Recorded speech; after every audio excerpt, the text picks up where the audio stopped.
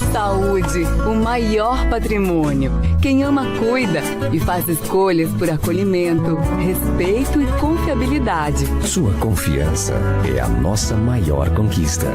Laboratório Oswaldo Cruz. A construtora Araújo Simão atua no mercado imobiliário há 22 anos, criando empreendimentos que trazem solidez, seriedade e profissionalismo. A Araújo Simão oferece projetos inteligentes e mão de obra qualificados, proporcionando um preço de venda competitivo e lucrativo. Hoje são mais de 35 obras, atendendo a todo o Vale do Paraíba, Litoral Norte e Sul de Minas. Araújo Simão, Rua Coronel Marcondes de Matos, número 35, Centro de Taubaté. Telefone 3621 4012. Construtora Araújo Simão, excelência em construção.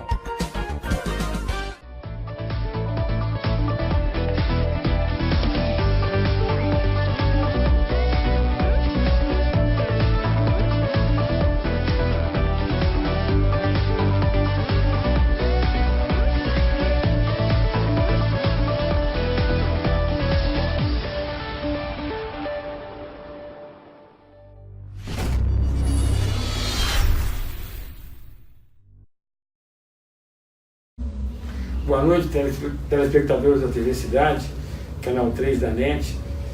Nesse dia 13 de julho de 2018, sexta-feira 13. É verdade. Iniciamos mais um bate-papo com o Chico Ering, quando eu tenho hoje uma participação especial da Samantha de Cali, uma amiga, companheira e também pré-candidata a deputada federal, vice-presidente do PMB, do Partido da Mulher Brasileira, e eu fico muito à vontade, já tenho nela uma amiga. Então, e sinto muito prazer de receber e bater um papinho com ela sobre os últimos acontecimentos do país e falar um pouquinho também da pré-candidatura dela. Boa noite, Samantha, obrigado por ter aceitado o convite, se deslocado até aqui para a gente conversar um pouquinho. O prazer é meu, Chico, é muito bom estar aqui de novo, aqui no bate-papo com o Chico, e sempre sou recebida com todo carinho e atenção. Obrigada pro Dimas também, que está sempre aqui com a gente, né? Então, quero agradecer o convite novamente, e é um prazer me deslocar de São Paulo até aqui, é maravilhoso, poder estar com a companhia, que hoje eu posso chamá-lo também de amigo, porque a gente se conheceu, a vida acontece essas coisas, a gente se conhece e acaba criando laços e uma amizade. Então é um prazer estar aqui. E nós vamos, claro, debater os últimos acontecimentos, que tem muita coisa por aí, né, Chico? Coisas, e quase que todos agradáveis. A gente não pode falar que são agradáveis, né, Chico? Infelizmente. É só pesando no bolso do cidadão, é só gente com problema na política, e habeas corpus que saiu que não era para sair, e só essas coisas. A gente não consegue uma notícia boa, assim, uma coisa... Gente, isso veio para melhorar, né? E você já tem fã-clube aqui também no programa, né? É. Daqui a pouco o Dimas vai chamar a Amanda pra gente lá fora, né? Que ela veio, já chegou aí a Amanda pra te dar um abraço. É mesmo? Ficou sua fã. Ficou minha fã. Que coisa boa. Ela já tá aí. Daqui a pouco a gente vai colocar ela também, tá, Dimas? Você traz a Amanda pra gente daqui a pouco. Opa, então tá bom, ótimo. Samantha. Vamos lá, diga. PMB, como é que tá? A gente tá aí, né, gente? Tá naquela correria já de... A gente tá em pré-candidatura, mas também estamos pré-eleição. Porque já já a gente vai ter aí a convenção, onde vai sair os números dos candidatos, aí vira pré-candidatos a candidatos realmente, né? A candidatura federal e estadual. Então a gente está naquela correria, assim, de organização dentro do partido, da convenção, esperando cada um o seu número. Já tem a data da convenção, já. Vai até dia 5 de agosto. Exatamente. Né? O prazo máximo é 5 de agosto. Eu acredito que nós vamos lá quase no prazo máximo, porque a gente só está esperando aí uma liberação do TRE para a gente estar fazendo, mas com certeza 5 de agosto todo mundo vai estar lá já com o seu número, já saindo para candidatura. O PMB sai com chapa completa, não? Não, nós vamos fazer coligação. Coligação, principalmente a deputado federal. A estadual pode ser que venha chapa pura, mas federal com certeza nós vamos fazer aí uma coligação. E a última, né, porque as próximas eleições acabou, né, não tem mais coligação.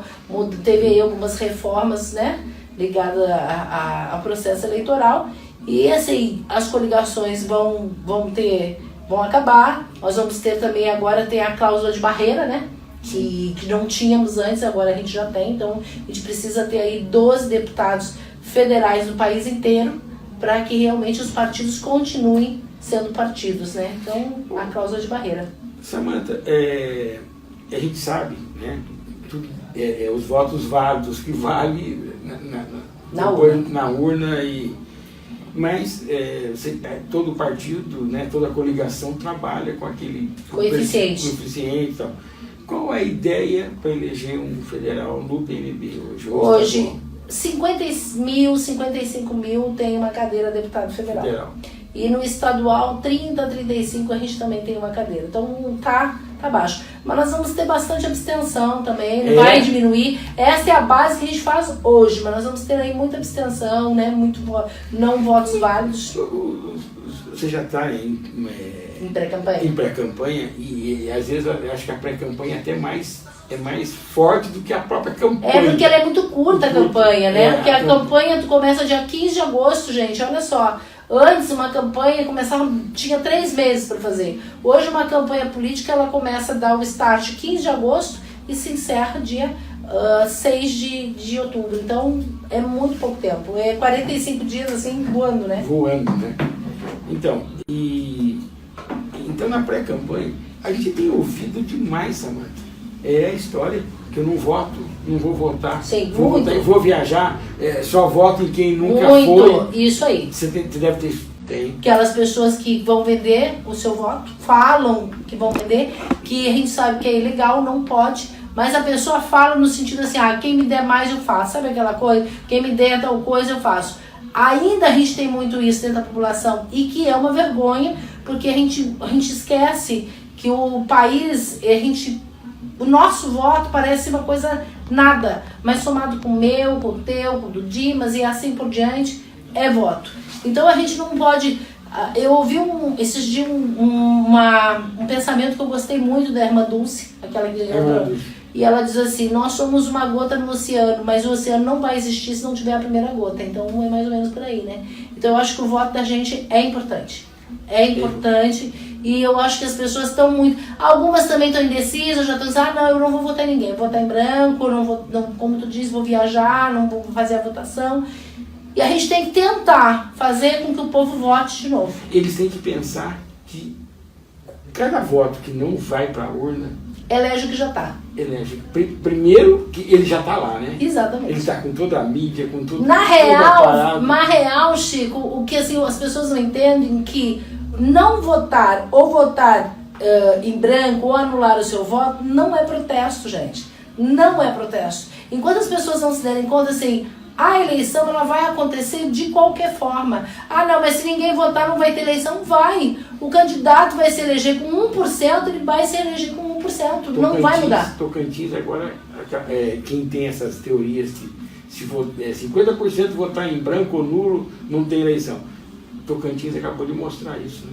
Tá vendo? O cara foi eleito com 27%. E vai acontecer, porque está na Constituição, a eleição vai acontecer. Então não pense que se você deixar de votar, isso vai ser um protesto, você vai estar protestando. Pelo contrário, você vai estar deixando que aqueles mesmos que chegam nessa época do ano, passam aí nos lugares, passam prometendo tudo de novo, e eles vão se eleger. Porque é por conta do seu voto que você não quis fazer. Então, gente, votar é necessário, não esqueça disso, não é protesto. Eu vejo muito no Facebook, Chico, não vou votar esse ano, gente, vamos protestar, não vamos votar. Não adianta. Tocantins, como tu acabou de falar, Tocantins provou que com 20 e poucos por cento, gente, com 1%, a eleição vai acontecer, não vai mudar. A pessoa vai se eleger, não adianta. Samantha, a gente, né, a cada ano, a cada momento, a gente vem escutando, tem que fazer a reforma do judiciário. É a reforma da Previdência, é a reforma é a reforma política, é a reforma tributária, a reforma de filme. Veja bem, o telespectador de casa pode até falar assim, não, o Chico está puxando a sardinha para a brasa dele, ele gosta de política, a Samantha é pré-candidata. Samantha, mas veja bem, eu acho que hoje, acima de qualquer momento, eu acho que a reforma do judiciário, eu acho que tem que sair também. Tu tem toda a razão. A reforma do judiciário, gente, nós estamos com o judiciário arcaico, com muita coisa que não tem mais por que existir. Tem muita coisa que precisa ser mudada sim dentro do judiciário. Isso que tu tá falando, todo mundo fala em várias reformas. Na real, nós estamos com um país antigo. Nós precisamos mudar muita coisa. O judiciário precisa mudar. A Previdência mudou. Mas precisa mudar mais coisas ainda. Precisa mudar. As reformas precisam acontecer. Nós estamos com um país antigo e nós precisamos modificar. Agora o judiciário precisa muito, Chico, muito. Não é puxando sardinha para esse ou para quem, mas há necessidade. Há necessidade. E vou te dizer uma coisa, gente. O Chico, como bom político que é, no sentido de estar sempre ligado em tudo que está acontecendo dentro do mundo da política, ele é uma pessoa que precisa sim, o que ele está falando precisa sim, gente, a mudança ela tem que acontecer já. Não é porque ele é político, ou gosta de político, ou ele está puxando sardinha para esse ou para aquele, ela precisa acontecer, com certeza. Não é só o fato, por exemplo, de domingo, não vou nem entrar no fato. Não. É tudo que vem acontecendo, é no STF, é no STJ. Não, é tudo. Por exemplo, a presidente do STJ, a doutora Laurita, né, de uma vez só, ela julgou. Peraí, eu fiquei pasmo, Samanta, porque, veja bem, de domingo para cá, ela resolveu, eu não estou entrando no mérito se estava certo, agora tinha 143 pedidos de habeas corpus. Quer dizer, e se não acontecesse o que aconteceu domingo, não acontecia nada, e disso ficava parado lá? Isso mesmo. Aí o Chico chegou no que eu quero. Essa burocracia, essa demora, é por conta do que precisa ser feito, essa reforma que a gente precisa passar. O que o Chico falou, ele falou bem. Gente, quer dizer, precisou estar estampado na televisão, na mídia, para que viesse esse assunto que estava parado lá. Quer dizer, só funciona provocando. Só funciona. Isso! Olha, o Chico disse tudo. E isso, gente, é para qualquer coisa. Eu tenho alguns assuntos, assim, dentro da política que eu vejo acontecer. Gente, de uma mesa para outra tá resolvido. E as coisas... É a reforma que precisa acontecer. A gente precisa fazer com que as coisas andem dentro do país. Enquanto a gente não fazer com que as coisas andem dentro do país, vai... Gente, é de uma mesa para outra. Eu fui testemunha disso. De uma mesa para outra, estava resolvido o problema. E lá é a mesma coisa. Quer dizer, precisou vir na mídia para que viesse à tona que tinha processo parado de habeas corpus. Como? Não é? Se não tivesse acontecido isso, e a gente não ia saber. Eu ainda cheguei a ver lá. Só mudou o nome, só mudou os dados pessoais. Parei. Então, e como é que aceita também? Quer dizer, sabe? Então. Mas isso, sabe que isso é uma das coisas que eu até conversando com um advogado, amigo nosso, ele disse assim, Samanta, a justiça aceita tudo.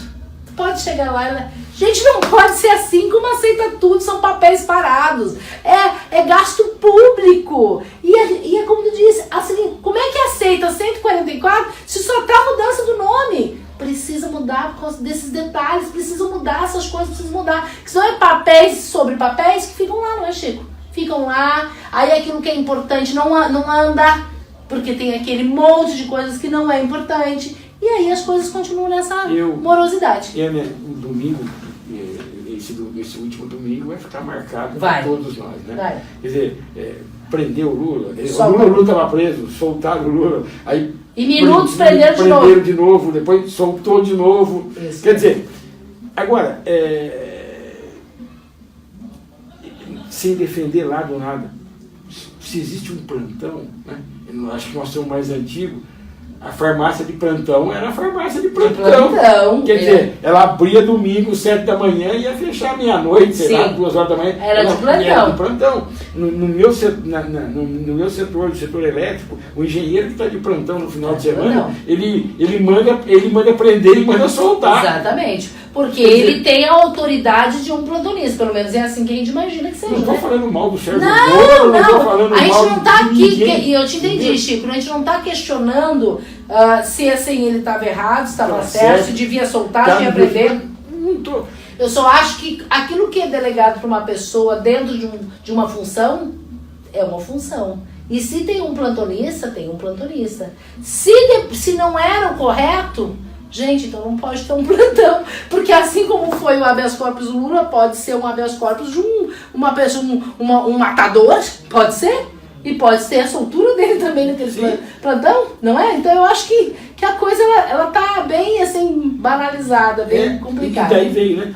O cara é filiado ao partido, o cara já trabalhou não sei aonde, e não sei, mas ele tá lá. Sim. E ninguém fala, quer dizer, e se não viesse isso, ia continuar lá também. Vai continuar, exatamente. Então, alguma coisa errada. Tá muito errada, Chico. Muito errada. Gente, como é que um plantonista ele não tem autoridade? Ele tem que ter. O Chico falou uma coisa que é verdade. Se ele tem autoridade, a gente não tá em mérito aqui se o Moro tá certo, se o Moro tá errado, quem tá certo. Só se ele tá de plantão, ele está de plantão. Aquele lugar pertence a ele e ele é a maior autoridade. Ponto. Mas ele não pode, ele não tem a maior autoridade. Gente, como então? Então o que ele faz lá? Mas ele é filiado, é ligado. Sim, mas ele só veio à tona agora. Se não tinha vindo também à tona, ia continuar lá na função de juiz, de plantão, desembargador. Complicado, né? Complicado, Chico. Tem umas coisas que tá precisando de mudar. Muito, urgente. O povo tá desacreditado. Eu tô totalmente desacreditado. Cada dia que a gente encontra as pessoas, a gente vai desacreditando e vai pensando assim, gente, não pode. E a gente não tem uma notícia boa, gente. Isso que é mais triste de tudo. Uma notícia boa. A gente fica feliz com uma notícia, claro que foi, salvamento dos meninos lá. Da Tailândia. Gente, a gente teve que ficar feliz com uma notícia de lá. E as nossas notícias, os nossos telejornais, é só coisa complicada pro país ligada à política. Mas um exemplo para nós, né? Sim. O primeiro-ministro, sim. A forma de fazer, o planejamento. É verdade. Quer dizer, sabe? Não estou dizendo que nós somos pior ou melhor. Não, o questionamento aqui não é esse. Só que tu falou uma coisa muito séria agora.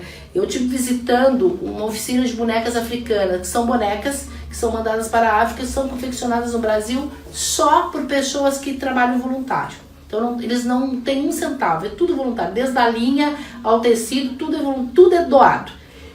E aí, muita gente questiona assim, mas por que ajudar na África se aqui a gente tem tanto problema? Aí eu vou contar a história da boneca africana bem rapidinho. As meninas de lá, elas são abusadas sexualmente, elas não têm o que comer, elas vivem em total miséria. O Chico é um homem viajado e sabe do que eu estou falando. O nome do país é Guiné-Bissau. Guiné-Bissau.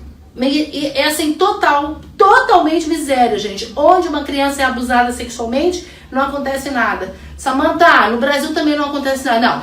Não acontece nada, não é bem assim. Algumas vezes realmente acontece. Lá não acontece nada nunca, porque eles julgam isso cultural. Então, assim, do tipo, a menina não vai casar, não tá prometida com 12 anos, o pai ou o irmão mais velho pode ter a primeira relação sexual com a menina. Então, quer dizer, é bastante complicado.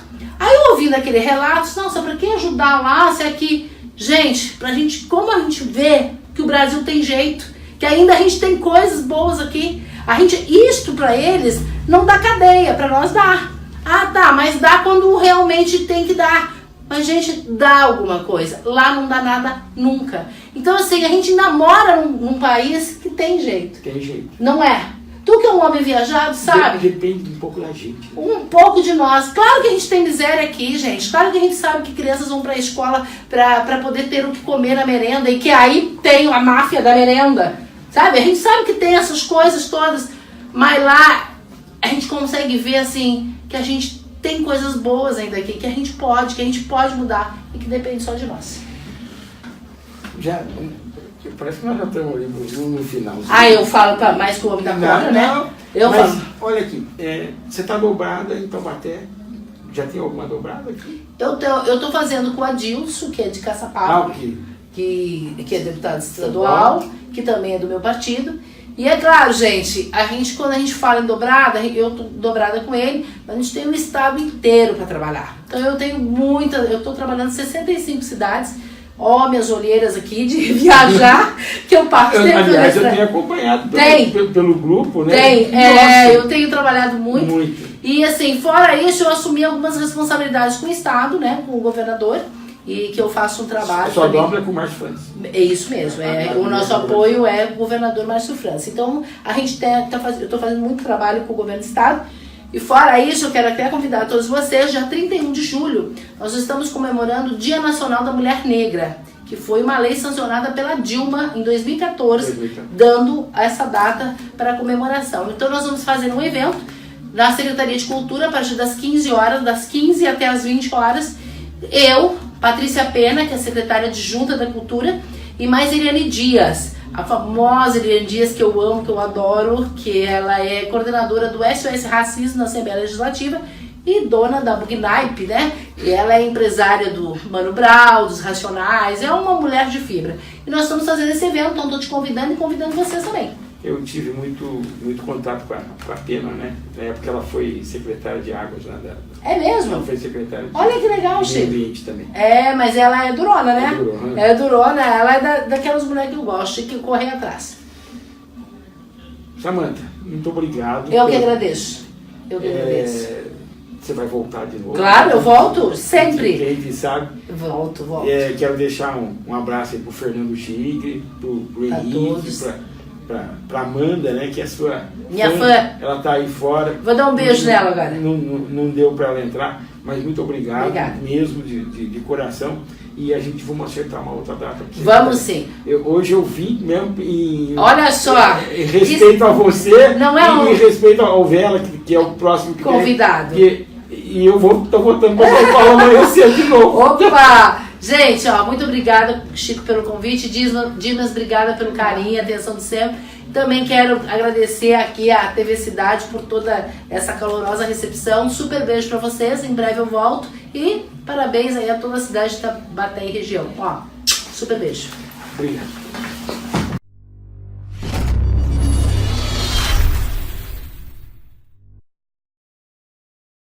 Saúde, o maior patrimônio. Quem ama, cuida e faz escolhas por acolhimento, respeito e confiabilidade. Sua confiança é a nossa maior conquista. Laboratório Oswaldo Cruz. A construtora Araújo Simão atua no mercado imobiliário há 22 anos, criando empreendimentos que trazem solidez, seriedade e profissionalismo. A Araújo Simão oferece projetos inteligentes e mão de obra qualificados, proporcionando um preço de venda competitivo e lucrativo. Hoje são mais de 35 obras, atendendo a todo o Vale do Paraíba, Litoral Norte e Sul de Minas. Araújo Simão, Rua Coronel Marcondes de Matos, número 35, Centro de Taubaté. Telefone 3621-4012. Construtora Araújo Simão, excelência em construção.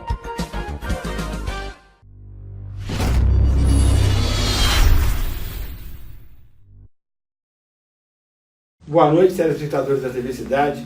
Com muito orgulho, com muita satisfação, iniciamos o bate-papo com o Chico Eiring no dia de hoje, né? Falando em nome da Araújo Simão, da Cantina Gadioli, do Laboratório Oswaldo Cruz, já em nome dos três, do Dr. Domingos, da Verona, do Gadioli, e também do Carlinhos Araújo Simão, trazendo um abraço para o Vela, Elivelto Vela, meu conterrâneo de Pindamonhangaba. Nós vamos bater um papinho aqui, ele que é presidente do Sindicato dos Metalúrgicos do Pinda. Mas eu não vou falar não, eu vou deixar ele contar o currículo dele e tudo. É um prazer te receber aqui, Vela, e para a gente bater um papinho de 1 hora e contar um pouco do que você vem fazendo, da sua pré-candidatura. Que a pré-candidatura é pior que a candidatura. Eu acho que a pré é mais terrível, né? Então, fique à vontade para a gente conversar um pouquinho. É um prazer te receber. Eu que agradeço, Chico, os telespectadores da TV Cidade. É uma honra, é um prazer muito grande. Conterrâneo de Pindamonhangaba, pindamonhangabense, cidade do qual essa semana está completando 313 anos. Eu mando aqui um abraço para Pindamonhangaba e para todos os moradores. Correria. Estamos correndo, temos aí andado o Vale do Paraíba, andado Pindamonhangaba. Hoje estávamos em São Paulo, estávamos lá no diretório para a gente fazer uma conversa, para a gente estreitar algumas coisas. Você esteve na Rua Genebra hoje, não teve? Na Rua Genebra, Sindicato dos Engenheiros. Eu estava lá. Você estava lá também? Estava, eu sou diretor lá também. Ah, é? Legal. Olha, a gente tem mais em comum do que imaginava. Né? Então, e a gente está andando, Chico. Vela, como é que você está? Antes de a gente entrar nisso,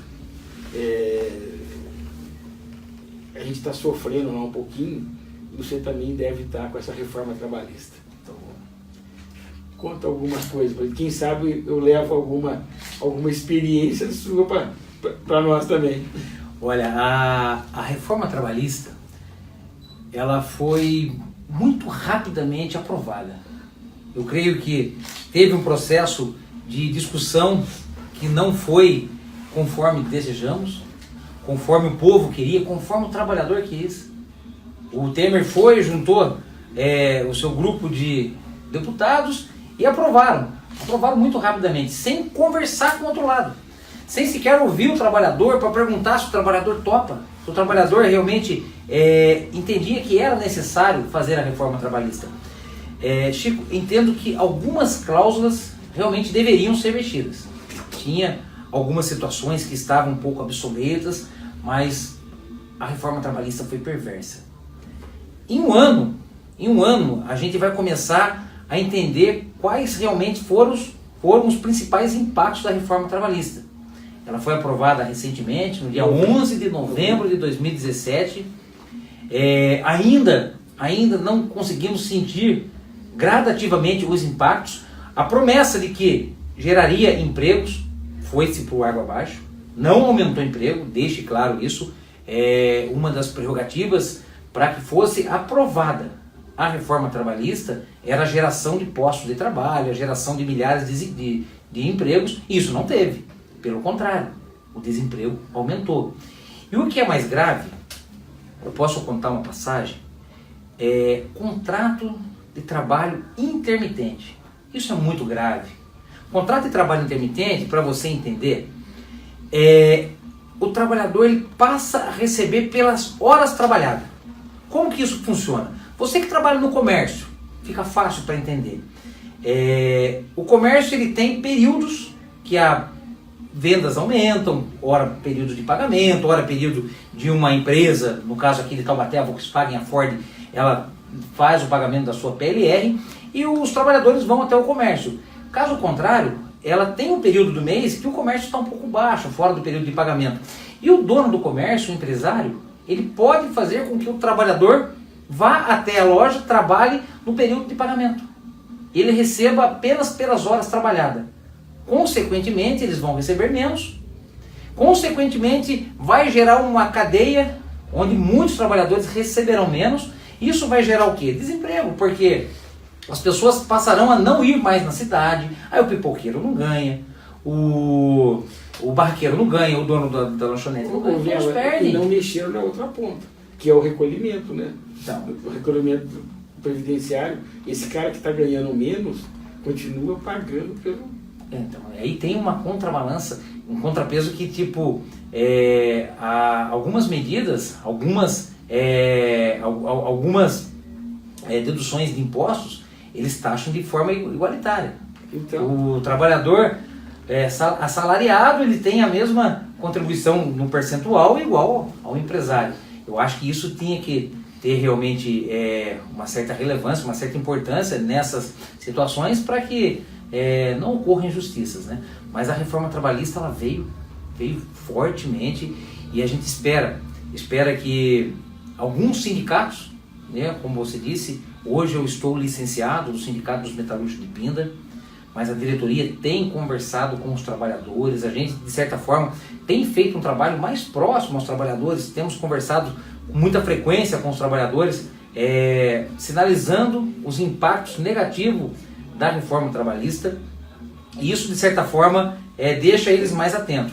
E nós também conseguimos colocar uma cláusula de salvaguarda na convenção coletiva, impedindo com que as empresas aplicassem a reforma trabalhista nesse um ano.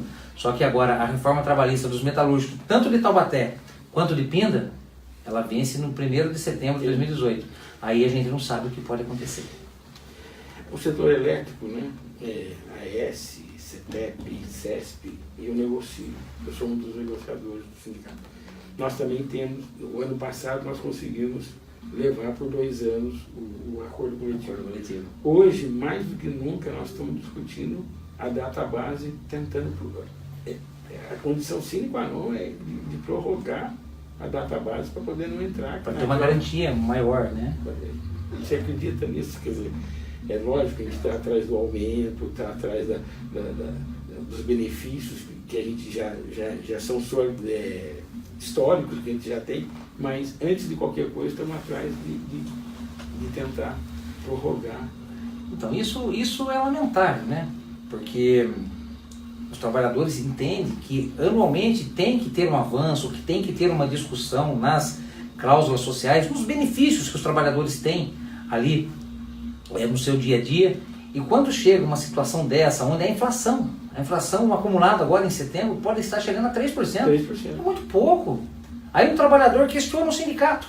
Poxa, sindicato, a gasolina subiu isso, a cesta básica subiu isso, o meu aluguel subiu isso subiu. E só 3% de reajuste, só 3% de aumento, é muito pouco. E ora o trabalhador quer uma recompensatória, ele quer um aumento real, ele quer uma valorização no seu salário, porque a cada ano que passa ele vai achatando e vai perdendo o poder de consumo, o poder de compra. Isso é muito grave. E o trabalhador está atento, tem também uma dificuldade que a convenção coletiva ela tem que ser negociada até o período da database, porque tem também uma cláusula prevista na reforma trabalhista que ela pode passar a perder a sua garantia. Perdendo a sua garantia negociada ou não fechado o acordo até a database, o trabalhador fica à mercê do patrão, fica à mercê de algumas situações que o empresário pode aplicar porque ele não tem mais uma garantia Sim. conquistada e preservada pela negociação coletiva do sindicato. Isso é grave, isso é uma situação que a gente fica atento, a gente tem, de certa forma, antecipado a Federação dos Metalúrgicos aqui, já tem antecipado as negociações, já foram entregue a pauta de reivindicação lá para o patronal, lá no prédio da Fiesp, lá no 7º andar, e a gente vê a dificuldade. Detalhe, eles entregam uma pauta para a gente também. O sindicato entrega uma pauta para avançar em algumas coisas, para negociar valores econômicos, e o patronal entrega em contrapartida uma pauta para querer retirar ainda mais direito. Aí até onde a gente vai parar? A cada ano, a cada negociação, a cada situação, o patronal, creio eu, que aproveita de uma situação do desemprego, onde o trabalhador que está empregado, ele tem a preocupação. E o desemprego realmente está assombrando a nossa cidade, está assombrando o nosso país. Ele fica coado e muitas das vezes fica e se sujeita a condições míseras de trabalho. Você está como presidente do sindicato de Pinda, do metalúrgico de Pinda, mas você é funcionário da Gerdau. Sou funcionário da Gerdau. E, por exemplo, a Gerdau, como é que está? A Gerdau, uma multinacional muito poderosa, Ora, ela procurou o sindicato em 2015, 2016, para que fizéssemos alguns acordos, porque ela passava num período, como o país passou naquela crise da recessão, e o sindicato fez, entendeu que teve muitas conversas com os trabalhadores, era necessário fazer alguns acordos para preservar empregos. E o sindicato tem muita responsabilidade social, porque a Gerdau é a maior empresa de Pinda, é a que mais gera receita, que mais emprega, e a gente tem um carinho muito grande por todas. Mas a Gerdau ela sofre um impacto muito grande caso uma demissão em massa, pode ocorrer uma demissão de 600, 700 trabalhadores. Isso é muito forte. E fizemos os acordos na Confab, na Martifer, na Incomisa, na Gerdau, para preservar empregos. E o que o sindicato entendeu depois? A Gerdau ela é uma multinacional, ela tem empresas, plantas em outros países, ela é muito forte, muito poderosa. E ela aproveitou desse período de 2016, que estava no auge da recessão, para fazer algumas demissões. E o que ela faz muito forte? A automatização, a industrialização. Ela construiu um laminador novo. O laminador antigo ele tem capacidade de produção com 700 trabalhadores. E ela fez, paralelo a esse laminador, para quem conhece a Gerdau, é um prédio muito grande, ela tem a mesma capacidade de produzir, porém com 20% do número de trabalhadores. Uma produzia com 700, esse aí tem 150 trabalhadores, é tudo automatizado, tudo modernizado, tudo realmente a indústria 4.0, como está chegando muito forte, né? Ela utiliza forte isso, e ela aproveitou esse cenário para demitir, automatizou, e hoje ela está lá com um quadro mais enxuto e a produção com a mesma quantidade. Isso mais alto uma empresa que tem esse poder, ela consegue fazer. E a Gerdau, ela faz, ela fez, e a gente está atento, a gente está olhando, está observando. Você teve numa audiência pública em São José essa semana? Teve. Sexta-feira. Sexta-feira, né? Sexta-feira passada. Estive numa audiência pública para discutir o orçamento do governo do estado de 2019. Então eu estou tocando nesse assunto. Olha o tamanho da importância da audiência. Então, eu estou tocando nesse assunto porque, por exemplo, você é um pré-candidato. Sim. Certo? Não é puxar sardinha para nada. Mas eu não sei como é que vocês estão aguentando. Porque nomeações e mais nomeações que estão acontecendo a todo instante. Eu não estou nem entrando no mérito se quem está sendo nomeado tem capacidade ou não tem capacidade. Mas a gente sabe que são nomeações totalmente políticas. Sim. E, por exemplo, você vai ser candidato pelo PT. Você está sendo... O PT está sendo massacrado a todo instante, né? Então, como é que vocês estão vendo isso? Como é que vocês estão lidando com isso? Eu estou juntando essas nomeações junto com a sua audiência, porque é diretamente ligado isso, né? A audiência pública foi feito um chamado, e eu, graças a Deus, tive a oportunidade de participar, de discutir, de contribuir junto. Eu fui o único representante de Pindamonhangaba. Fui o único de Pindamonhangaba presente na audiência pública, uma audiência pública que tratou do orçamento do governo do estado em 2019, aqui em São José dos Campos, na Câmara Municipal de Vereadores. Eu consegui fazer a inscrição, eu pedi algumas emendas para o Vale do Paraíba, porque quando se trata de saúde, eu tenho um entendimento, tenho andado aqui o Vale do Paraíba, Chico, eu vejo que saúde é a ferida que dói no Vale do Paraíba. Fiz o pedido, foi registrado para que o orçamento de 2019 realmente encaminhasse mais emendas para o nosso Vale do Paraíba. Eu fiz um pedido específico para Pindamonhangaba, foi construído lá no distrito de Moreira César um segundo DP, segundo Departamento Policial. E o que a gente tem acompanhado é a falta de policial, a falta de PM. E às vezes deparamos em Pindamonhangaba muitos trabalhadores, pais de famílias, defensores da lei, que são os policiais militares, praticando a atividade delegada. É o bico oficial. É o bico oficializado. Isso a reforma trabalhista também conseguiu aprovar. E o que o policial deixa de curtir a sua família, deixa de descansar, deixa de ficar com a esposa, com o marido, com os filhos, com as filhas, no seu período de folga, para ter que trabalhar. E o que foi pedido, foi discutido, que o governo do estado realmente valorize o salário do policial militar. Ao invés do policial militar utilizar o seu período de descanso, de folga, previsto na Constituição Federal da República, ele tem que fazer uma atividade delegada para complementar a sua renda, para complementar o seu salário. Isso é um absurdo. E são essas pessoas que, quando a gente está em apuro, a gente liga. Sim. Uma das atribuições do Estado é manter o clima, é manter a segurança.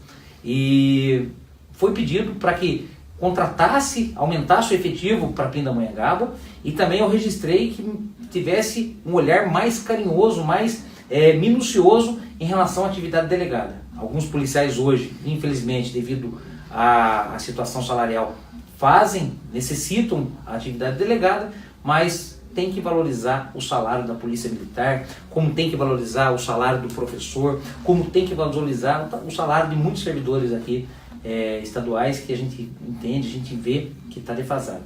E a audiência pública, graças a Deus, eu fui lá, subi ao púlpito, pronunciei, exigi, cobrei, eu fiz uma breve apresentação de algumas demandas que eu entendo que é necessário para Pindamonhangaba, e saúde foi posicionado para o Vale do Paraíba para que disponibilize mais e mais recursos para a gente, se Deus quiser, ser referência em saúde, não só no estado de São Paulo, mas no Brasil e quem sabe no mundo. Aproveitando aqui, eu vou mandar um abraço para o Isaac do Carmo, para o Claudião, que estão aqui, mas não sei se você gostaria de comentar isso, mas eles pegaram aqui a situação terrível. Terrível. Eu não tenho nenhum impedimento para falar, no qual o Sindicato dos Metalúrgicos de Taubaté tem um respeito muito grande pelos trabalhadores, pelo Sindicato de Pinda, nós os respeitamos muito. Eu desejo ao Claudião, toda a sua diretoria, realmente um mandato voltado para a classe trabalhadora, para a defesa dos trabalhadores. Eu creio que o sindicato ele ficou um período um pouco conturbado, um pouco com o foco distorcido, vamos ser meio que indireto, mas agora vai retomar a sua linha de combate, vai retomar as políticas sindicais que o Sindicato dos Metalúrgicos de Taubaté foi referência, foi muito tempo referência no Vale do Paraíba. Nós, né, de Pindamonhangaba, olhávamos para o Sindicato dos Metalúrgicos de Taubaté como referência, como um sindicato de luta, um sindicato de construção, um sindicato de articulação, e hoje a gente realmente acredita que o Cláudio Batista, o Claudião, junto com a diretoria, teve uma renovação muito grande, vai voltar aos trilhos, vai voltar a fazer a defesa, vai voltar realmente a fazer sindicalismo de verdade. Tendo que reconstruir a casa. Então, tendo que reconstruir a casa. E às vezes passa por um período um pouco conturbado, tem que tomar algumas medidas impopulares, às vezes alguns diretores, alguns trabalhadores, alguns funcionários não gostam, mas isso é necessário. É necessário passar limpo para que realmente levante a cabeça e retome, renasça e coloque o Sindicato dos Metalúrgicos de Taubaté no verdadeiro lugar. Pindamonhangaba, nesse período que Taubaté ficou nessas discussões políticas internas, nós realmente avançamos. Nós realmente tiramos o sindicato do amadorismo e profissionalizamos. Nós entendemos que o dirigente sindical, além de ser aquele defensor, aquele protetor do trabalhador, ele tinha que ser um negociador, tinha que ser um articulador, tinha que ser uma pessoa mais preparada. E a direção do Sindicato dos Metalúrgicos de Pinda, Chico, é muito, mas muito eficiente ao ponto de ter a sensibilidade de recuar quando precisa recuar. Passamos um período muito ruim, no qual eu havia acabado de assumir a presidência, e aquela recessão, aquele período de desemprego, e a gente tentando fazer alguns acordos. Eu chegava em algumas empresas, fazia algumas assembleias, que eu entendia que o trabalhador não gostava. Mas, para o trabalhador já ter um histórico de reconhecimento, de luta, a gente ter um respeito pelos trabalhadores, os trabalhadores com a gente, eles entenderam que foi necessário fazer alguns acordos. E hoje, com a graça de Deus, Pinda é referência na situação de empregos. Pindamonhangaba tem um saldo positivo e muito disso se deve a acordos que o sindicato fez, porque algumas empresas retomaram, algumas empresas, aquele período de recessão segurou, reconstruiu e voltou a contratar, e a gente, graças a Deus, está crescendo. O emprego em Pindamonhangaba hoje tem um saldo positivo. Conseguimos, com os acordos em 2016, evitar 1.200 demissões. 1.200 postos de trabalho, 1.200 pais de família deixaram de perder o emprego, porque a gente sabe que se perde o emprego, não volta mais. Quando você fala 1.200, é no mínimo 3.600. Porque tem a família, né? E quando perde o emprego, né? no mínimo vezes 3. E a gente, graças a Deus, conseguimos fazer as devidas negociações, sentar, não foi fácil. Olha, rodadas de negociações que duravam semanas, ficávamos 8 horas na fábrica, estica daqui, puxa dali, cede daqui, avança dali, vai ouvir o trabalhador, isso é muito importante. Fomos ouvir o trabalhador e, graças a Deus, a gente tem um respeito. Hoje está lá o Andrezão, o André Oliveira, na presidência do sindicato, no qual também aqui deixo um grande abraço, um parceiro, um guerreiro, lutador, está na mesma linha. Uma coisa interessante, entenda, que o Romeu Martins, que foi o presidente em 2010, o Renato Mamão, eu e agora o André, nós temos 4 diretores na mesma diretoria. E não tem briga, não tem ego, não tem picuinha, não tem vaidade. A gente sabe que tem um giro, tem uma renovação. Os presidentes estão todos na direção. Isso é maravilhoso, que ninguém atrapalha o outro, ninguém quer passar rasteiro no outro. As pessoas que saíram entendem que o sindicato é do trabalhador, representa o trabalhador, negocia para o trabalhador, não tem interesse próprio. E bem queira Deus que todo sindicato fosse assim, porque a gente apanha muito. Nós apanhamos muito porque muitos trabalhadores não conhecem, não sabem qual é sequer o seu sindicato. E às vezes eles taxam o sindicalismo correto, o sindicalista ético, o sindicato brigador, porque eles não têm, de certa forma, a prática e o costume de um sindicato aguerrido. E a gente é. Eu até pensei que ele vinha aqui hoje para te dar um abraço, não veio, mas ele está assistindo, porque ele já tinha deixado uma mensagem, o Edson Gatinho. Então ele deve estar vibrando lá quando você falou aí das verbas para a saúde, porque ele é um lutador da saúde de Taubaté a todo instante, a todo momento. Né? Gatinho, manda um abraço, parceiro lá da GE, lutador também, é da velha guarda, do sindicato, sempre fez a construção, sempre fez o trabalho coletivo. Manda um abraço pro Fabiano, manda um abraço para pro Celso lá da GE, não vou falar o nome de todos, daqui a pouco o Gilson, né? A gente se perde, mas o Gatinho é uma referência, é um dirigente sindical que passou por momentos bons, momentos ruins, eu digo, no cenário nacional, e sempre ali debatendo, e tem um trabalho paralelo, né, na comunidade, na saúde. Mas ele já ajudou tanta gente na saúde, na parte da saúde, que eu tenho, quando eu brinco com ele, eu falo para ele que ele tinha, ô Gatinho, você tem que ser enfermeiro, você tem que ser médico, você não podia ser... Ele manja, é bom. Ele trabalha nessa parte, né? Ele vai atrás das internações, das transferências, ele faz um trabalho nessa parte de saúde. Ele deve ter vibrado quando você falou da audiência pública de São José, das emendas para a saúde. Ele deve estar vibrando lá em casa. Um abraço aí, Gatinho, deve estar lá na audiência, parceiro, e realmente é jus, é merecedor. É um cara que está lá para servir. Muitos dirigentes sindicais realmente são servidores, são pessoas que, na maioria das vezes, são criticados. Eu sou muito criticado. O movimento sindical em si é criticado, como eu disse, por maus sindicalistas, por maus sindicatos. E a gente tem que medir por cima os bons sindicatos, os bons sindicalistas, os sindicalistas honestos, éticos, verdadeiros, que às vezes tem que falar a verdade para o trabalhador, tem que chegar numa assembleia e expor realmente a realidade. E às vezes a realidade é nua e crua. E o trabalhador não gosta de ouvir. Mas você falando a verdade, você tem fundamento, você tem realmente aquela situação de que o trabalhador entende, poxa, esse sindicalista é honesto, esse sindicalista é verdadeiro, a gente realmente vai seguir a linha e a gente está lá junto, e o trabalhador entende que naquele momento era necessário dar uma recuada. Dá um passinho para trás para quem sabe dar 2 passinhos para frente. E também é interessante, eu sempre quando tenho a oportunidade, eu mando aqui um abraço também para meu amigo Birubiru. Birubiru. Foi presidente da federação, do qual eu tive a oportunidade de estar lá 2 mandatos junto com o Birubiru. Foi aqui do sindicato, né? É histórico, tá lá, aposentou, perdeu a eleição agora, está lá descansando. Também tenho uma grande gratidão pelo Birubiru, Valmir Marques, presidente da federação. Breno Gontijo, da sua terra. Breno, na minha terra. Nossa terra. Na nossa terra. O Breno também de Pinda. E um abraço aqui, Birubiru. Estamos juntos sempre.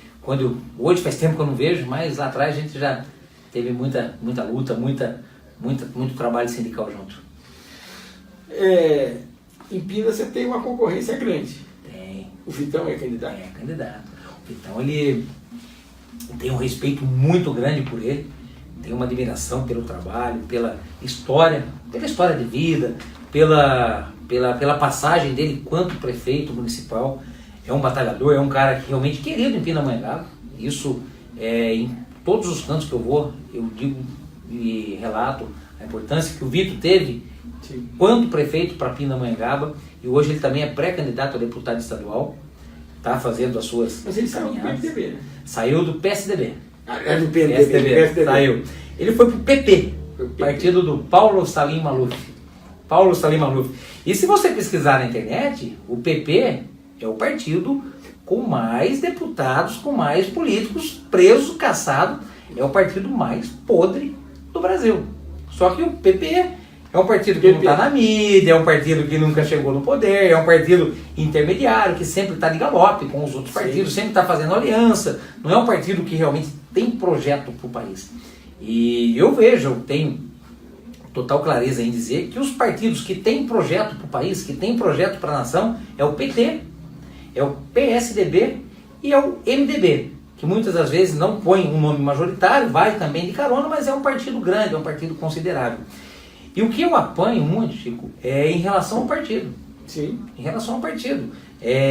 Eu falo para as pessoas, gente, se eu não for petista, se eu não for pré-candidato pelo PT, eu tenho que ir para o PSDB.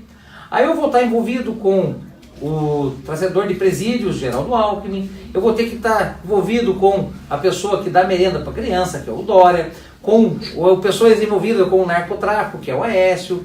Se eu não for para o PSDB, eu vou ter que ir para o MDB. Aí é o partido do Temer, aí é o partido do Eduardo Cunha, aí é o partido do Romero Jucá. Aí eu prefiro ficar no PT, no qual eu entendo que a ideologia, que a proposta que o PT tem para o país é melhor, que é a de distribuição de renda, que é um partido que realmente ele olha a camada, a classe mais popular com bons olhos, e é um partido que também tem pessoas envolvidas com sujeira, como todos os partidos têm, e eu sou total defensor de que o candidato, o deputado, o senador, o político que está dentro de um partido X ou Y, que foi condenado, que foi julgado, que foi sentenciado com envolvimento de atos ilícitos com dinheiro público, deve ser punido da política. Deve sair. Mas deve ser para todos. Vera, mas eu acho que isso acontece porque é o seguinte, a gente fala toda hora, eu até conversei isso com a Samanta, a gente fala toda hora em reforma política, a gente fala em reforma trabalhista, a gente fala em reforma administrativa, a gente fala em reforma da Previdência, mas nunca fala na reforma do Judiciário.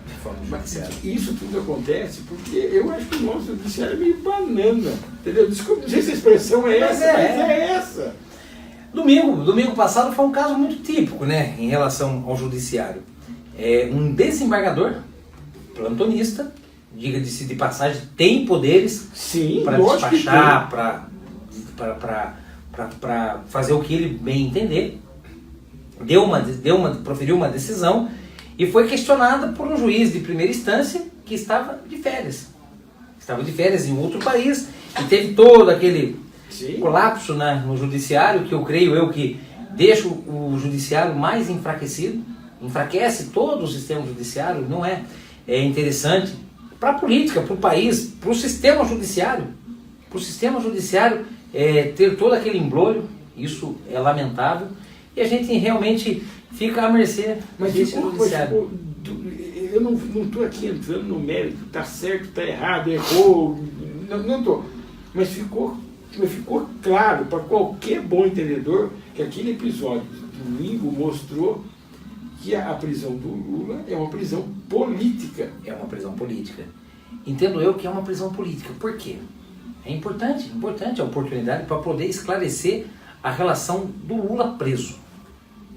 Luiz Inácio Lula da Silva, presidente do PT, presidente do Sindicato dos Metalúrgicos, presidente do Brasil, por 2 mandatos, fez associação para Dilma Rousseff.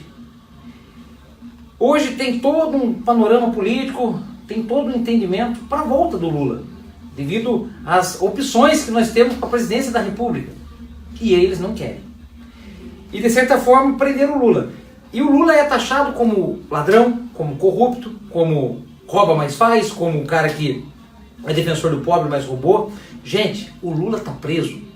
O Lula está preso por uma condenação do Sérgio Moro, através de uma delação premiada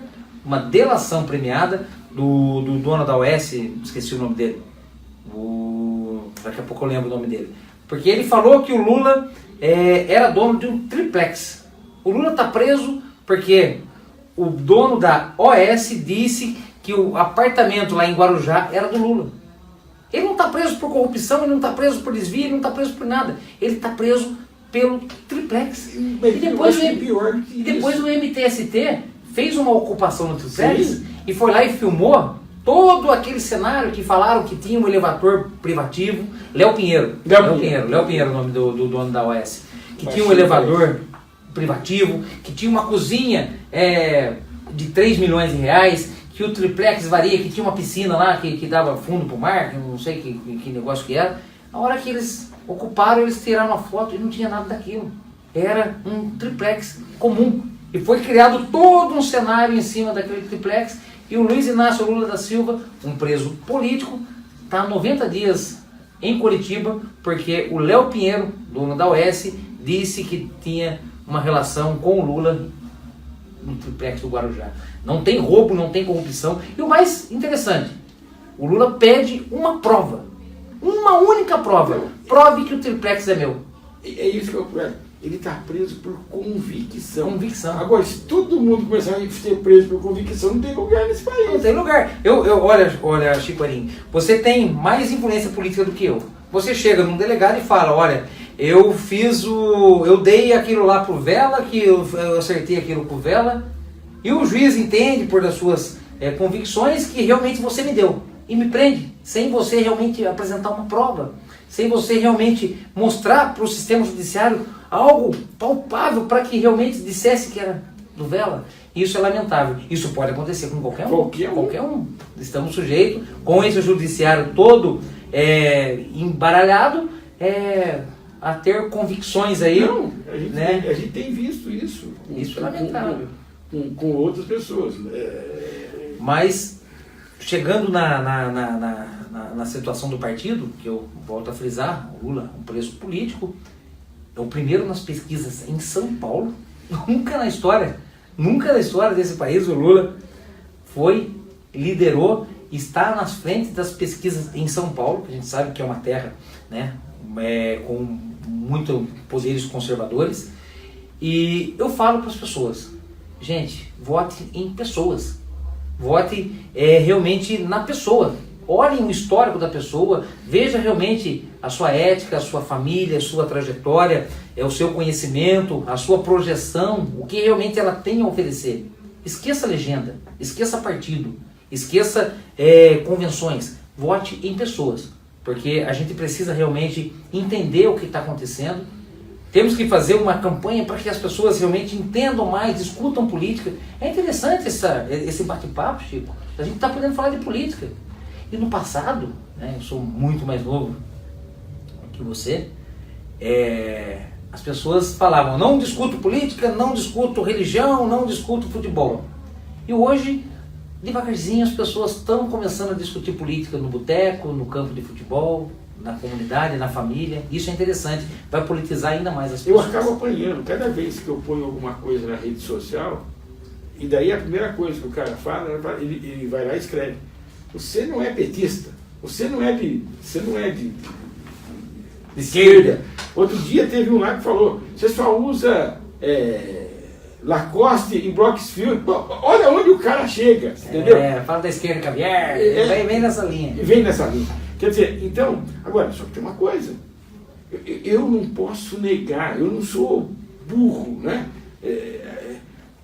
Eu não vou discutir o governo que o Lula fez. O que eu sei é o seguinte, que ele tirou 13 milhões da linha da pobreza. 13 milhões e 30 milhões da miséria, né? Que teve a oportunidade de ter 2 pratos de refeição por dia.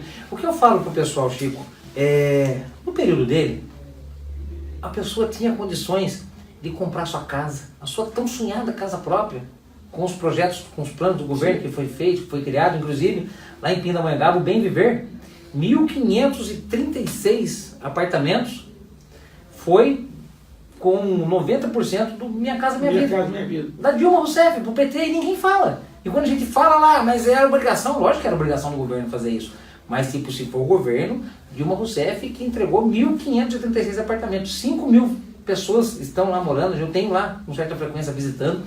E no governo Lula, a pessoa tinha a oportunidade de comprar sua casa, comprar o seu carro, viajar para Ubatuba no final de semana, tomar sua cervejinha, comprar sua carninha. Tinha condições, tinha um dinheirinho que sobrar, porque ele valorizou o salário. O metalúrgico tinha sempre aumento real, o salário mínimo não foi o que é o necessário, é o ideal, mas valorizou muito. E as pessoas que lá estavam, na linha da pobreza, começaram a sentir mais importante, começaram a sentir gente com dignidade, hoje estão voltando. Eu estive em São Paulo hoje, né, você também estava, a gente acompanha lá o aumento do número de indigentes, o semáforo hoje está aumentando, a pobreza está voltando. Está voltando. Hoje a gasolina a 4 litarará, o gás de cozinha chegando a R$90, o preço de tudo, absurdo. E no período do Lula não tinha. Energia subiu de novo. 15%. E quando subia os combustíveis no período do Lula, da Dilma, era um estardalhaço. Era um estardalhaço. A gasolina vai subir. E no período dele subiram, eu não tenho os números concretos, mas subiram 4, 5 vezes. E agora no período do Michel Temer, que fez um acordo lá Já subiram mais de 200 vezes o preço dos combustíveis e ninguém fala nada. Então silêncio no judiciário e na política. E a Globo também em silêncio, hein? Sim, nossa, não. É interessante uma oportunidade de a gente fazer um bate-papo aqui. Aproveito mais uma vez para agradecer a TV Cidade aqui do Taubaté, para a gente ter a oportunidade de debater política, de falar sobre o outro lado, porque a gente não tem muita oportunidade, porque como você disse, não são todos que têm coragem de vir a público e falar, de questionar. Não quer dizer que é de esquerda, que é de direita, é mostrar a realidade e às vezes a gente apanha. Viu? Eu já te conhecia, né? A gente não tinha tido a oportunidade de conversar, mas eu fiquei muito contente de ver, né? Eu vou contar aqui em público, não tem nada combinado aqui. Sim, não. Eu estava na quadra do Unidos do Parque Aeroporto, no dia que o Suplicy veio. Sim. Né? E o Suplicy tinha ido em Pinda primeiro. E você depois veio acompanhando o Suplicy para cá, e acho que você foi depois na UB. Depois ele foi para São José. São José o Del foi embora. Você foi embora. Tinha outro evento. Então a gente não estava conversando, mas eu estava ali do lado, eu estava cobrindo algumas coisas para a TV, né? Aqui, estava gravando ali. E eu vi a sua alegria. Não foi ninguém que me falou, porque eu escutei. Você vai saber o que eu escutei agora. Talvez você nem lembre o que você falou, mas você estava conversando.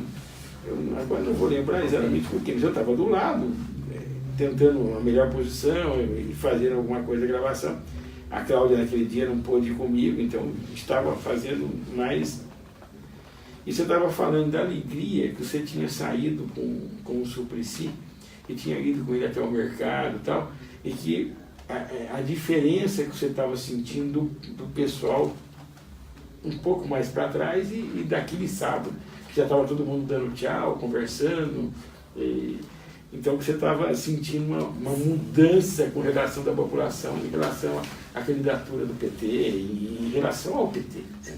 Então, todos me conhecem, sabem que eu sou presidente do sindicato, eu também sou presidente do Diretório Municipal do PT. Não sei se foi uma carreata que você fez. Foi uma passeata. Uma passeata. Eu não consegui entender tudo, porque eu estava gravando e acabei escutando, né? Olha, Pindamonhangaba é, como Taubaté, uma cidade conservadora, uma cidade com origens e oriundas de fundadores do PSDB, como aqui Taubaté também é. E no passado, fazíamos alguns atos na praça em relação ao sindicato, ora em relação ao partido, e éramos muito ofendidos. As pessoas passavam de carro e xingavam, jogaram uma vez latinha de refrigerante na gente, xingavam de palavrões, de isso, aquilo, passavam com sinal negativo. Aí o Suplicy, como sempre, ele quebra qualquer protocolo, ele teve uma agenda no litoral, ele chegou 2 horas da manhã em Pinda, 7h30 ele estava no programa de rádio, fez o programa de rádio, foi para a sede do partido, fez toda aquela conversa, tinha muita gente, tinha 250 pessoas na sede do partido. E o Suplicy falou, cantou a música do Bob Dylan, o Suplicy quebra qualquer protocolo. E ele falou, quero caminhar até o centro de Pinda. E a militância toda eufórica, né? E caminhamos junto com o Suplicy. Chico, no que passávamos pela cidade, as pessoas dando com a mão, elogiando. Porque a figura do Suplicy é uma figura ética, uma figura realmente que não tem nada a ser questionada. Ele é uma pessoa muito conhecida, muito correta, né? E o Suplicy passando, e a militância com bandeira do PT, com camisas do PT, e um carro de som com músicas falando, as pessoas cantando e tal. E as pessoas dando com a mão, as pessoas dando tchau, valorizando, batendo palma. E paramos o carro ali na Praça Monsenhor Marcondes, na Praça Cascata de Pinda, e o Suplicy começou a falar, começou a cantar, começou a conversar, as pessoas começaram a fazer alguns discursos, foi tudo improvisado. E as pessoas começaram a acumular, começaram a ficar em torno ali do Suplicy, tudo que ele falava aplaudiam, as pessoas passavam de carro, buzinavam. Eu achei estranho. Aí o que eu entendo? Realmente, as pesquisas não enganam. O Lula está em primeiro em São Paulo. O povo entendeu que o PT fez muito bem para o Brasil, que muitas pessoas de Pinda foram beneficiadas e são beneficiadas até hoje. A gente conversa, né? O Minha Casa Minha Vida, o Bolsa Família, o Luz para Todos, né? Tem muitos planos do PT que foram lá inseridos em Pindamonhangaba, e as pessoas começaram a fazer sinal positivo. Olha, eu fiquei, né? Nem vi você conversando, olha, eu fiquei muito feliz mesmo. Fiquei feliz, nem conversei isso com o Suplicy. Eu vi, tem uma cena que eu passei, foi muito engraçado. A gente estávamos descendo numa rua de Pinda, aí, né, também não agrada todo mundo, né? Passamos por um salão e tinha uma moça que ficou assim, manifestante, essas coisas todas. Eu passei na frente e tal, ela fez um biquinho, aí o Suplicy passou atrás de mim. Ela colocou a mão na cabeça, Suplicy, levantou e foi lá com um bob na cabeça, foi lá e deu um abraço, deu um beijo no Suplicy, muito carismático o Suplicy, e falou, olha, eu sou petista, realmente eu trabalho, eu tive a oportunidade de fazer faculdade com o ProUni, com os planos que foi feito lá atrás, e admiro muito o senhor, sempre fui seu eleitor e tal. E aquela mesma pessoa que fez biquinho, porque ela não sabia o que era, viu aqueles barulhos, aquele som, a hora que ela começou a ver, e eu imaginava que ela ia reagir de forma negativa, depois ela começou a levantar, bater com a mão, gritar, parabenizar. Olha, eu fiquei admirado em ver a receptividade que o Partido dos Trabalhadores teve em Pindamonhangaba. Eu vi você contando, eu não lembro com quem que você estava conversando, você nem viu, mas acho que você estava conversando com o Wagner, não sei se foi com o Wagner. Wagner, Você estava contando. Sim. Você estava contando, e daí eu acabei escutando e isso ficou. Depois veio, a gente acabar acertando e vinha. Estou aproveitando para te contar o vivo. Que legal. E realmente foi. E eu fiquei muito quando feliz. você fala do bem que o PT está fazendo, eu posso te contar uma coisa, e de repente pode até pensar, né? Nós estávamos no outro prédio ainda, na outra eleição, e o pessoal do Arlindo Quinardi estava em campanha, né, aqui, e tinha feito alguns eventos aqui na época, o Isaac que estava coordenando e tal.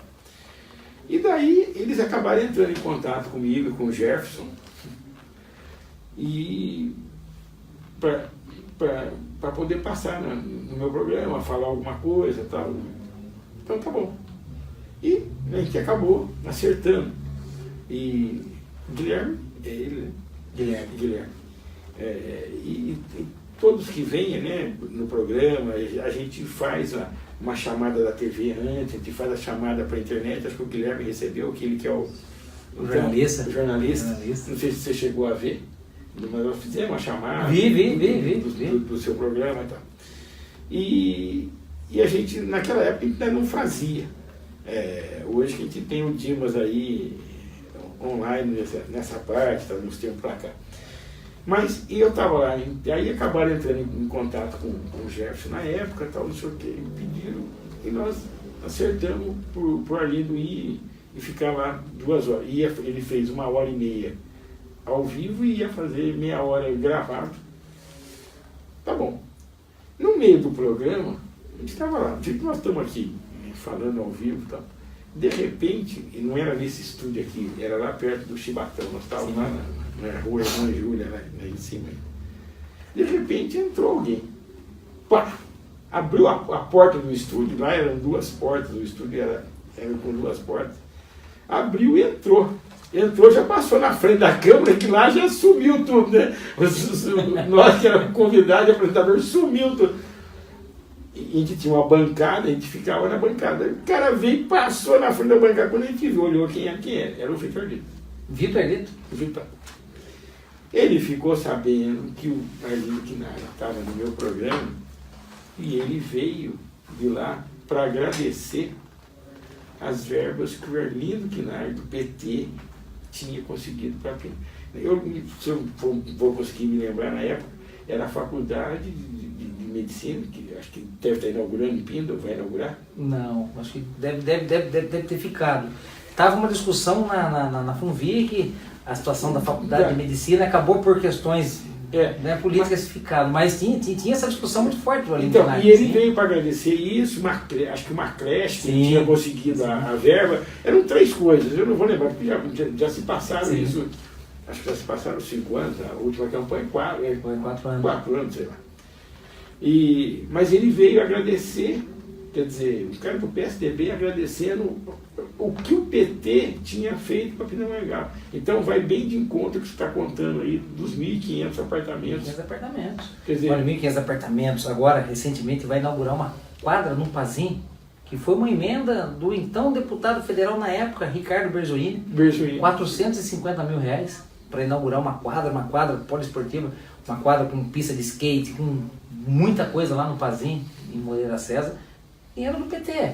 E as UPAs, são 3 UPAs que chegaram para Pindamonhangaba. Uma já foi inaugurada e tem uma no Cidade Nova e uma no Araretama, que ainda está em processo de construção, mas já foi disponibilizado o dinheiro para inaugurar a UPA.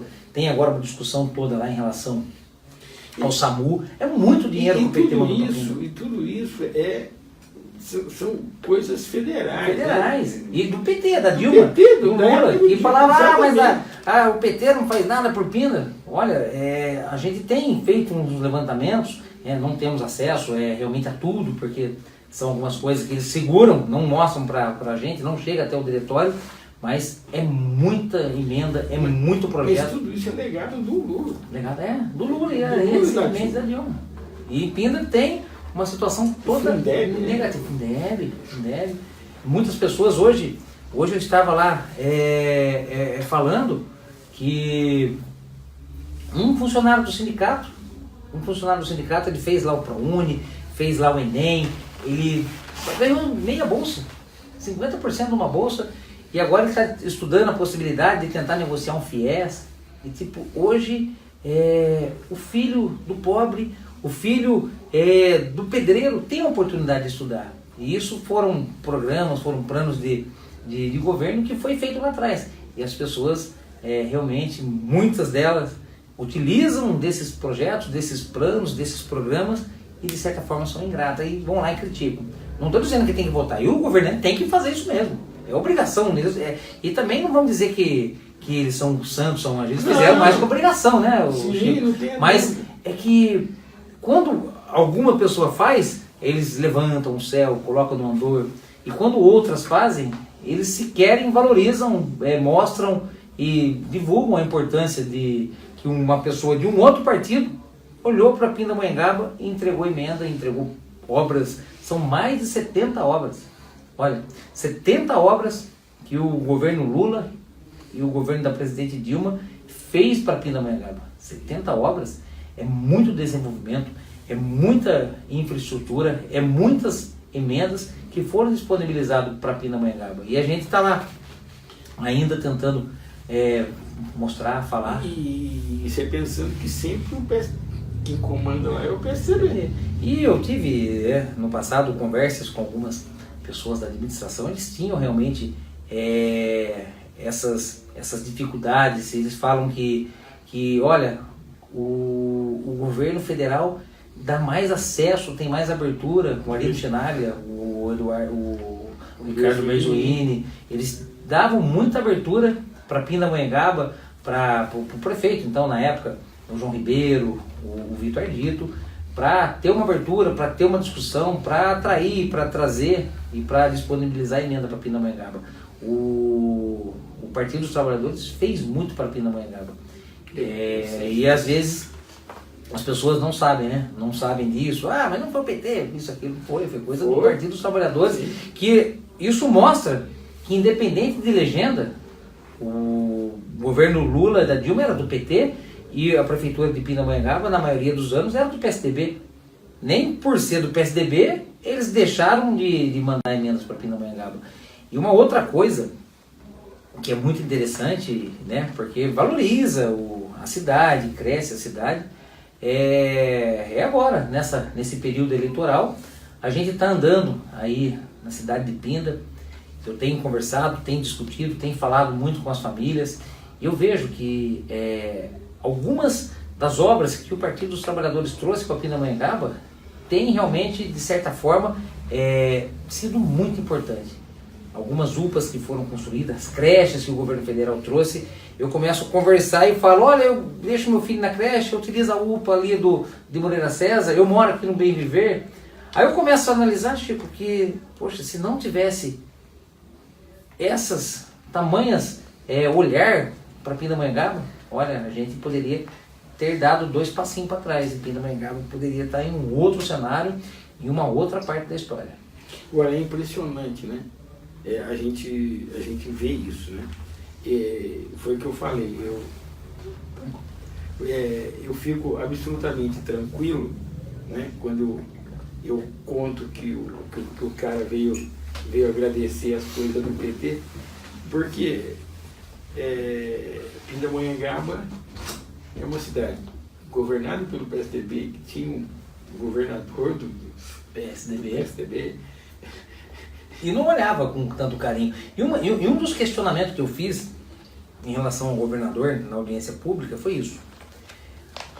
Um governador que não investe em segurança, que não investe em saúde e que não tem o devido investimento na educação, infelizmente ele vai ter que investir em presídio.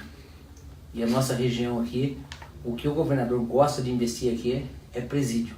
É uma cidade aqui, principalmente Taubaté, Tremembé, cercadas de presídio.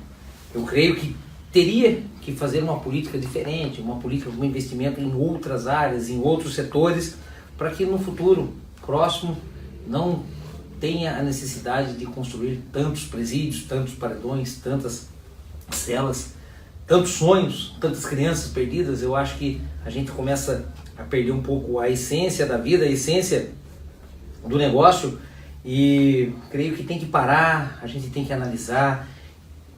2018 começou, gente. Esperávamos tanto o carnaval, passou o carnaval. Esperávamos a Copa do Mundo. Amanhã. Acabou a Copa do Mundo. O Brasil foi eliminado, agora tem aí a Croácia e França. Croácia e França. Acabou. Agora é eleição, dia 7 de outubro, tá aí. E você tem o poder de mudar esse país, de renovar esse país, de ir para as urnas. Não vamos deixar de votar. Só que vamos analisar. Entre lá, uma campanha que a gente faz, entre no Google. Hoje a internet está na sua mão. E pesquise o seu candidato. Coloque lá o nome do candidato, processo. Aí vai ver se ele realmente tem um histórico limpo, um histórico que não limpo. Uma coisa interessante, Pindamonhangaba, em 2017, teve uma valorização muito grande, né, para a gente fechar, em relação ao sindicato. Fizemos acordos, é interessante valorizar, que nós negociamos 63 milhões de reais. Nós negociamos com as empresas, PLR, abonos e processo coletivo. Tá. Isso gerou na economia aqui da região do Vale do Paraíba 63 milhões de reais. É muito dinheiro. É muito dinheiro. Eu tenho absoluta certeza que o comércio da região não fez as devidas demissões, que o comerciante ganhou, que o feirante ganhou, que o dono da loja de carro ganhou, que o setor imobiliário ganhou. Isso é um acordo feito pelo Sindicato dos Metalúrgicos de Pinda, do qual a gente falou aqui no começo do programa, que tem a sua devida importância, a sua seriedade. 63 milhões de reais. Esse foi o valor negociado, onde a gente dorme com a cabeça tranquila no travesseiro, com a clareza que nós realizamos sonhos, pessoas pagaram dívida, pessoas compraram sua tão sonhada casa própria, teve valores astronômicos lá em Pinda. Sim. E a gente anda para a rua, anda para a cidade com a cabeça erguida, pessoas batem nas costas da gente agradecendo. Isso é muito gratificante, a gente poder ter esse sentimento de dever cumprido em 2017. Dimas, como é que tá? Só pra gente contar pra ele, como é que tá por aí? Hoje ele tomou a minha ferramenta, né? Me deixou sem celular hoje. Então tá aqui. Ô Vela, nós vamos dar nos últimos 5 minutos, eu vou deixar para você falar o que você quiser, tá certo? Não vou dizer para você pedir voto, porque não pode. Não pode. Isso não pode. Mas a gente tem aqui, ó, a Débora Azevedo, bom programa, um abraço ao Francisco e ao entrevistado de Rio Claro. Rio Claro? Rio Claro. Olha, prazer, Débora. Tá? Aparecida Santos, advogada aqui de Taubaté. assistindo o programa, deixando um abraço também. Um abraço, Aparecida. Gilson Puccini. Não é o Gilson que você falou, não. Não, Gilson Puccini não. Gilson Puccini. Também, muito obrigado aí assistindo. O Guilherme Moura, que deve ser o Guilherme, tá ali, junto com o Vera. Aris Quarcina, foi vereador em Taubaté, do PTB, médico, um grande abraço. Médico, Dr. Aris Quarcina. Oi. André Luiz de Paula, eu ganhei bolsa, minha esposa fez faculdade devido ao programa de governo do PT. Aí, André Luiz de Paula. Um abraço, André. Luiz Antônio da Silva, está assistindo, não está falando de onde é aqui. Mas muito obrigado a todos vocês. E agora eu vou deixar para você falar o que você quiser. Eu dei alguns, aqui estão todos na mão. Quando eu estou com o aparelho na mão, eu fico, mas hoje... Não, hoje ele pegou. Olha, primeiramente agradeço ao Chico Oiring. Chico, como que eu posso... Oiring. Chico Francisco Oiring, pelo convite, pela oportunidade. A todos aqui da TV Cidade, no qual eu deixo um grande abraço. Erivelto Vela, né? É importante também eu falar para a TV Cidade quem eu sou. Às vezes as pessoas não têm o devido conhecimento. Erivelto Vela, metalúrgico, filho de metalúrgico, nascido em Pindamonhangaba, 41 anos, casado com a Gilma, pai da Letícia, pai do Luiz Inácio Gomes de Moraes. Eu tenho um filho de 1 ano, Luiz Inácio é o nome dele. Eu tenho uma vida muito boa, muito gostosa, criado ali nas ruas do Alto do Cardoso, em Pindamonhangaba. Pertinho do Campo do Corinthians. Pertinho do Campo do Corinthians. Eu nasci na Rua do Cardoso. Na Rua do Campo do Corinthians, a 100 metros do Campo do Corinthians. Em 82, 83, aquele título do Amador do Estado. Meu pai acompanhava, viajava o estado inteiro com o Corinthians. Meu pai foi presidente lá do 13 de maio, que era ali 13 de maio, ali pertinho, na rua de baixo. E o meu pai, Moraes Adalva, né, ali também do Alto do Cardoso, no qual aprendi muito, tenho muito, mas muita energia e muito DNA dos meus pais, que a vida inteira serviram. Hoje eles são lá presidente do Lar São Vicente de Paulo, e não tinha dia, não tinha hora, não tinha finais de semana, e eles tocavam o telefone com problema no lar, eles iam. E eu via aquilo, e eu adquiri esse sentimento de ajudar as pessoas. E meu pai, por ser metalúrgico, aposentado lá na ISA, na Alcoa, eu tinha um sonho de virar metalúrgico. E fui para a Confab e hoje eu sou lá da Gerdau. Chico, algumas injustiças que ocorreram comigo na Confab, e a gente sabe que ocorre dentro da fábrica, fez com que eu tivesse algum sentimento para ajudar. Eu fui para o sindicato. Virei sindicalista, virei diretor do sindicato em 2010. E de lá para cá minha vida foi aumentando, porque enquanto você é um líder de bairro, enquanto você é isso, você tem o poder para ajudar. E você vai aumentando a sua demanda, você tem mais proporção para ajudar as pessoas. E eu, como sindicalista, comecei a ajudar, e hoje, Erivelto Vela, pré-candidato a deputado estadual. Por Pindamonhangaba, por Taubaté, por São José, por Vale do Paraíba, por São Paulo. Eu venho hoje aqui me apresentar, sou aqui da região, tenho uma história de vida muito, mas muito interessante, e a gente está aqui fazendo a construção, fazendo a caminhada, ouvindo as pessoas. Eu tenho certeza que nesse período eleitoral, nesse período de pré-campanha e campanha, a população vai querer saber a verdade, vai querer ouvir a verdade, vai entrar muito em pauta a questão da ética. Como eu disse, pesquise a vida do seu pré-candidato e depois candidato. Vão votar, vamos discutir política, vamos para as urnas, para a gente fazer um país decente, para mim, para você, para o Guilherme, para o meu filho, para o meu neto. A gente precisa de mudança, a gente precisa realmente rever essa posição na história. E a posição vai estar na sua mão. O voto do Chico tem o mesmo valor do voto do patrão. E dia 7 de outubro, eu tenho certeza que a população vai às urnas, vai fazer realmente as mudanças necessárias que esse país necessita, que esse país exige, porque já começou o jogo.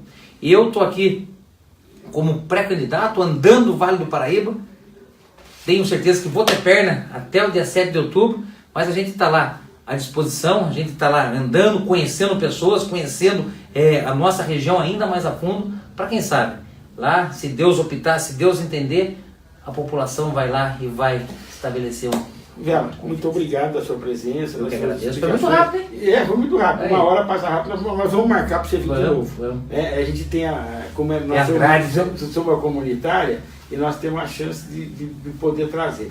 Então nós vamos trazer você de novo. Tá Eu bom? que agradeço. Muito obrigado. Muito obrigado. Um abraço. E tem bastante coisa.